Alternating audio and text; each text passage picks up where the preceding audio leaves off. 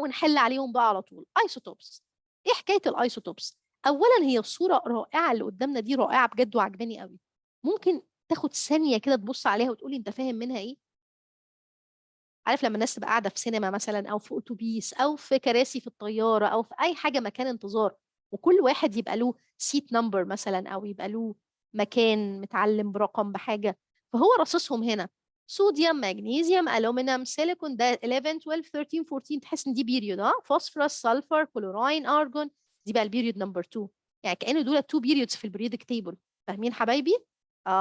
شطوره هند. فده بيريود نمبر 2. فالليثيوم 3، البورون 4، 5، كربون 6. ايه ده؟ وكربون 6 وكربون 6، طب احنا دول نعمل فيهم ايه؟ ايه ده؟ فبيقولوا هنا I believe you are in my seat، يعني انت قاعد في مكاني. قوم، انا 6. قال له ما انا كمان 6. قال له لا، ده انا 6 والمكان ده بتاع 6 atomic number. قال له ما انا كمان 6. يبقى هم دول الايسوتوبس. ايه الايسوتوبس؟ the same element same element.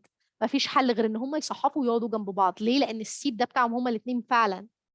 تمام. طب لو الرقم ده اتغير بقت element تاني، 7 النيتروجين مثلا، الاكسجين 8، الفلوراين 9، النيون 10. فاهمين حبايبي؟ يبقى ايه الايسوتوبس؟ جميله قوي. سيم زي مروان، اكسلنت. سيم زي، اكسلنت، سيم زي، ولكن الماس بتبدا تختلف، تزيد وتقل. مازن بارك الله فيك. تمام حبايبي؟ يبقى الصوره نفسها لذيذه ومعبره. طيب تعالوا نشوف هيكلمنا في ايه في الايسوتوبس. هيكلمنا في الايسوتوبس هنا. جيب بس الاكسبلانر. ايه هو الاتوميك نمبر الاول؟ بيقول لك الاتوميك نمبر ده هو النمبر اوف بروتونز. خلينا نتكلم على البروتونز لان احنا خلاص مش بنتكلم في لا ده فيديو يا يوسف. بس حبيبي ايه كلام؟ يعني ايه فيديو كلام؟ تعالى انا اقول لك. يعني لو فتحته كده ممكن تقعد تذاكر منه. ده كده فيديو، فاهم؟ يعني ممكن تفتحه كده وتقعد تذاكر منه، تسمع منه وهو بيتكلم. وكمان الكلام اللي بيتقال في الفيديو مكتوب تحت، اللي هو الفيديو ترانسكريبت، يبقى مكتوب تحتيه. فانت لو حابب ترجع لحاجه، عاوز وانت بتسمعه تقلب تحت وتشوف حاجه لذيذه قوي يعني. تمام. بس بقى كل الشرح اللي فيه بقى موجود في حته اسمها الاكسبلانر اللي أنا بدوس عليها دي. يعني كل الشرح موجود في الاكسبلانر ده، فعشان كده انا ايه بفره سريع معاكم. تمام. انت بقى تحل بالظبط كده يا هند. انتوا بقى حبيبي عايز تفتحوا وتقعد تسمع، ده حاجه جميله قوي. قوي اللغه، بيتكلم بريتش اكسنت، حاجه رائعه جدا جدا يعني. تمام. فيا ريت والله دي تبقى حاجه ظريفه. تعالوا نشوف قصه الايستوبس الحلوين دولت. ايه حكايه الايستوبس دولت؟ هل دولت ايستوبس ولا لا؟ انا اعرف منين ان هم ايستوبس؟ اعرف منين؟ اول حاجه ابدا اطمن فيها علشان اعرف ان هم ايستوبس، نعد النمبر اوف بروتون. ما يخمكش النمبر اوف الكترون لحسن يكون اين. فدور لي الاول على النمبر اوف بروتون، يبقى اول علامه وبعدين تاني علامه هي دي. يعني اول علامه بدور على البروتون. البروتون اللي لونه فوشي، عد معايا: 1 2 3 4 5. معايا 5 هنا. 1 2 3 4 5. انا على فكره كده متاكد ان دولت ايستوبس، انا متاكد. طب بعدين اعد الالكترونز الاقيهم هم كمان 5، 2 و3 موزعين كده، 2 و3 كده 5 برضو. فانا كده ايه الفرق ما بين الماس نمبر والبروتون بيدي نيوترون؟ ايوه ايوه يا مازن، هو ده الفرق ما بينهم، هو اللي بيدي النيوترون. تمام يا بابا. فانا دلوقتي كده معايا نمبر اوف الكترونز 5، نمبر اوف بروتونز 5. النيوترونز تعرف تعد بقى علشان نشوف بقى احنا معانا كام نيوترون هنا وكام نيوترون هنا. تعالى نعد بقى مع بعض. الاخضر: 1 2 3 4 5. هنا معايا 5 من النيوترون. 1 2 3 4 5 6. هنا معايا 6. معنى كده ان ده element وده element. 5 و5 حبايبي، ده بورون وده بورون. 5 ثابته هنا the same Z. 5 بلس 5 مره و5 بلس 6 مره، يعني مره 11 مره 10. ده البورون. فاهمين ازاي حبايبي؟ يبقى ده كده دولت ايستوبس. يبقى لو انت جات لك صوره يا استاذ مازن، عشان نحل دلوقتي بالصور كتيره، عاوز تعرف فين الايستوبس، دور على مين. هو ده المفتاح بتاعك. عارف يعني ايه المفتاح؟ يعني تبدا بالبروتون وتطمن بالالكترون في الاخر. لازم برضو ما تدورش على اي حاجه تانية. لازم يكون عندهم the same number of proton وبعد كده same number of electron. تمام حبايبي؟ يعني ايه isotopes؟ Isotopes are atoms have the same number of protons. هو ده الاساس بتاعي. فانت عاوز تعرف isotopes من الرسم، دور على البروتونز، هي اول حاجه. but they differ in number of ايه of neutron. جميل قوي قوي. طب ما تيجي نشوف الجمال ده هنا. عندك دولت هيدروجين، اعرف منين دولت isotopes الهيدروجين؟ صحيح عندك حق. اعرف منين دولت ايستوبس الهيدروجين؟ عرفتي منين يا ست منى؟ عرفتي منين ما شاء الله عليكي؟ من عينيها جت على الفوشيا بروتون، عدت لقيت هنا واحد وهنا واحد وهنا واحد، عرفت من البروتون، بعدين اطمنت من الالكترون. لازم اطمن برضو لانه احيانا ممكن يعمل لي كونفيجريشن غير ويهزر معايا. اطمنا كده تمام قوي كده زي الفل. نيوترون مره واحد مره اتنين. عاوزين نحفظ الاسامي. الاولاني اسمه بروتيوم، اسمه ايه؟ بروتيوم، وبيتقال عليه هيدروجين على فكره عادي. التاني اسمه ديوتيريوم، والتالت اسمه تريتيوم.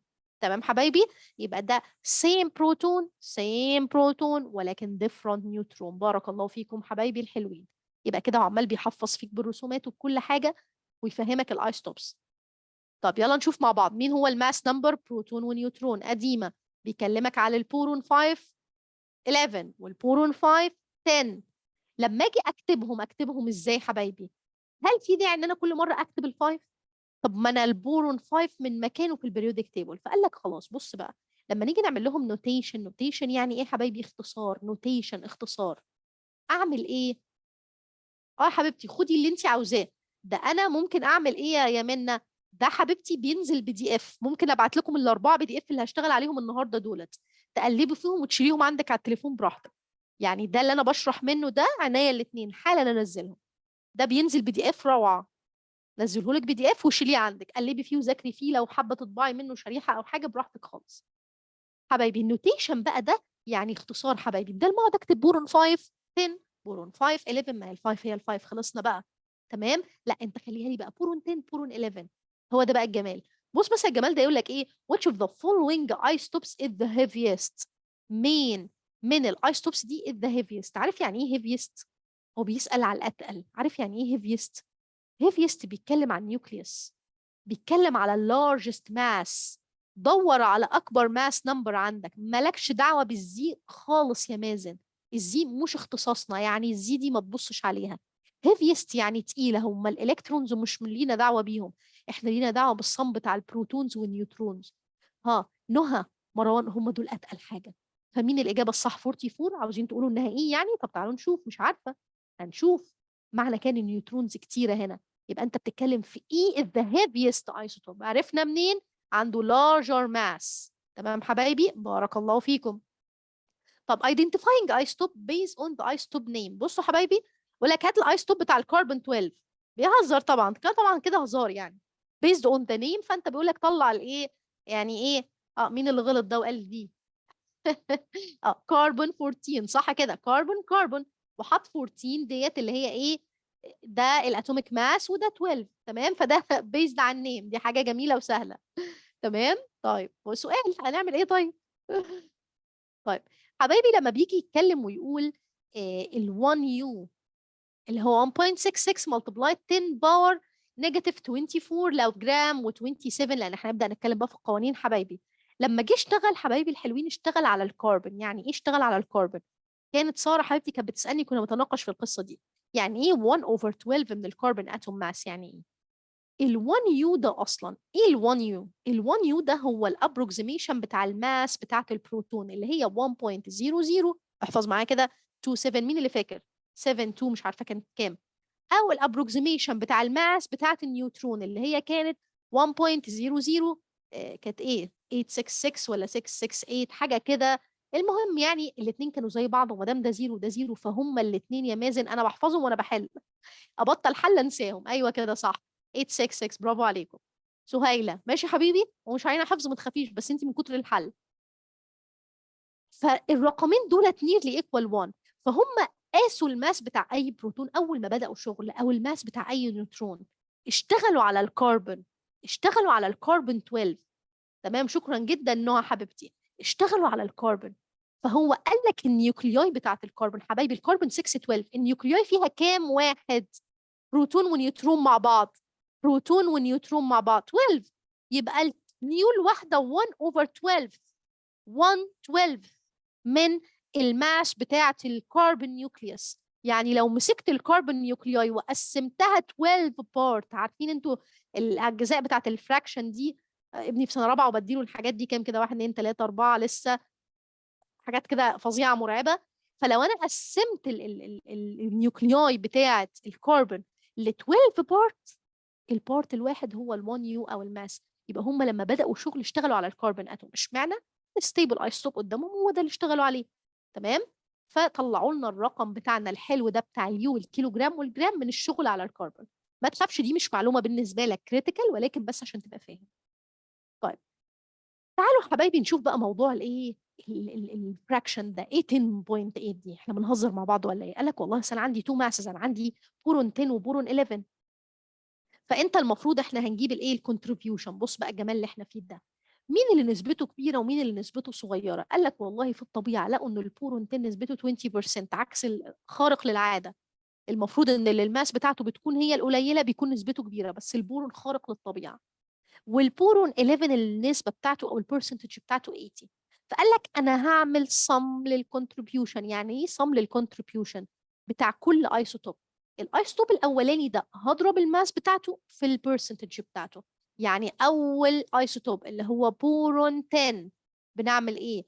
نروح قايلين 10 لو هو عاطيني الماس دي ومش عاطيني غيرها، multiply 20 divided 100. انا كده جبت الكونتريبيوشن بتاعه. وبعدين اجيب الكونتريبيوشن بتاع البورون 11 حبايبي اللي هي الافريج، مساله اساسيه في الامتحان. هضرب ال 11 لو هو مش عاطيني اكشوال، وهضرب في 80 ديفايدد 100. بعد ما اطلع ده واطلع ده اعمل لهم صم، تطلع الرقم اللي هو 10.8 اللي هو موجود في البريودك تيبل. تمام. لازم يكون الصم بتاع الاباندنس بتاع الايستوبس ايكوال 100. يعني انت لازم ما ينفعش تنسى ايستوب، لازم تلم الايستوبس اللي في الطبيعه وبعدين نبدا نعمل الكلام ده. فالعلماء اشتغلوا كتير وبحثوا كتير، لازم يتاكد ان هو عارف كل الايسوتوبس دي وبعدين يجمعها يطلع الرقم. وده اسمه abundance. abundance معناها ال percentage representing the relative amounts of the isotope element. يعني الطريقه الاباندنس يعني النسبه بتاع الايسوتوب اللي موجود في الطبيعه. قال لك علشان احسب الريلاتيف اتوميك ماس اللي هي الافريج اللي بنتكلم عليها دي، فقال لك الاباندنس بتاع الايسوتوب في الاتوميك ماس بتاعته، والاباندنس بتاع الايسوتوب الثاني في الاتوميك ماس بتاعته، وجمع وهلم جرب. يبقى الاباندنس في الماس والاباندنس في الماس تمام، هي مش مشكله، انت كده كده عملت نفس الحاجه.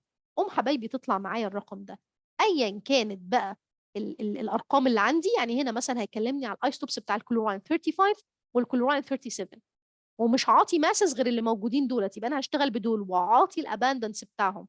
اتاكد ان الصم بتاعهم اباندنس يعني نسبه وجودهم في الطبيعه. يا سهيله لسه حبيبتي بنقول اهو. يعني ايه اباندنس؟ اباندنس يعني نسبه percentage representing الاماونت بتاع الايسوتوب في الطبيعه في النيتشر.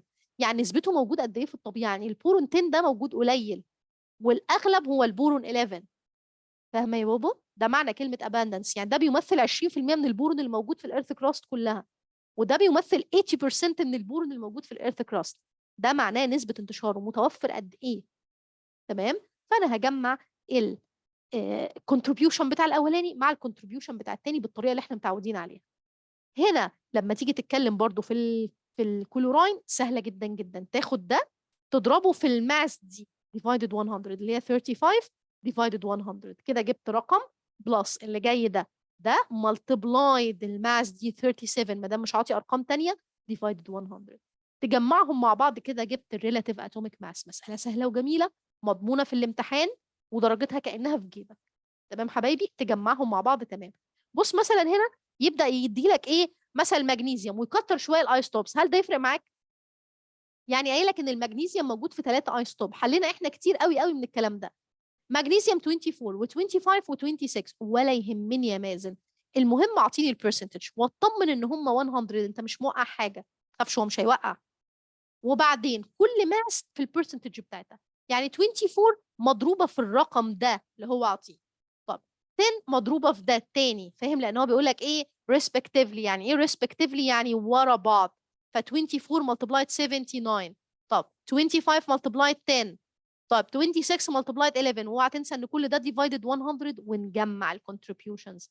يبقى حبايبي الموضوع سهل وجميل قوي زي ما قلت لك، ومساله في جيبك كده كده جبت الناتج. يبقى ده الرقم اللي هيتحط في البريودك تيبل. تمام حبايبي؟ يبقى دي كده اسمها relative atomic mass. يبقى بص كده هيضرب ده في ده، ده في ده، ده في ده. بص بيعملهم في جدول جميل ازاي ويجمعهم مع بعض وطلع الناتج بتاعه. كده حبايبي الايقونه بتاعتنا خلصت الحمد لله.